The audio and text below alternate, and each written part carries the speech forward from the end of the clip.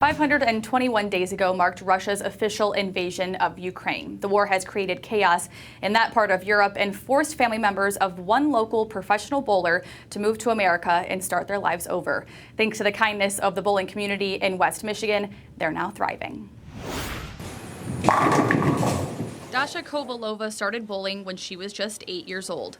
Her parents, Oksana and Sergei, became well-known coaches in their home country of Ukraine, and Dasha soon rose through the ranks. I mean, I had my doubts. I personally didn't think I would get this far because there were a lot of people around us who were like, yeah, you're not good enough, you'll never be good enough, look at all those kids. They achieved a lot more in such a short time and you still are struggling. After winning her first medal at the World Games in 2011, Wichita State University in Kansas offered Dasha a bowling scholarship. She completed her collegiate career there before joining the Professional Women's Bowling Association Tour.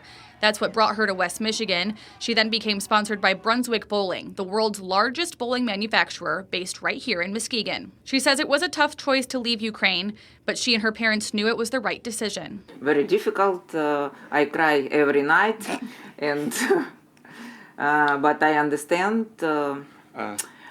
it was important for her life. Dasha and her parents were able to reunite a few times a year during visits and tour stops. Everything changed, though, last February when the war broke out. I drove to Chicago and they were there with one bag, practically nothing, just whatever they could scramble around to grab. Sergei and Oksana were on their way back to Ukraine from a bowling tournament when they found out Russia's invasion had begun. There were no flights home, so they came to America with nothing but one suitcase each. I think it was just very emotional that they realized they're finally safe and they got out. Warfare has since destroyed their home in Dnipro.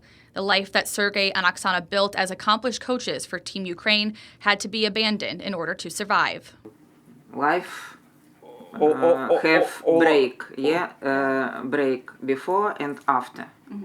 It's very difficult because we not younger. Unfortunately. Yes, and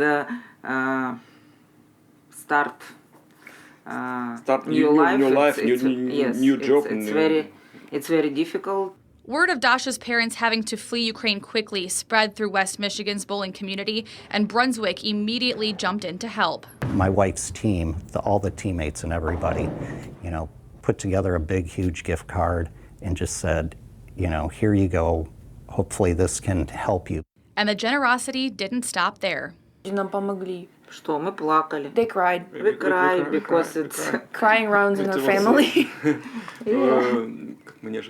Nobody expected that. It's a little bit of a cutthroat world back at home, so when people just come in and give you stuff and they don't expect anything in return, it's just weird.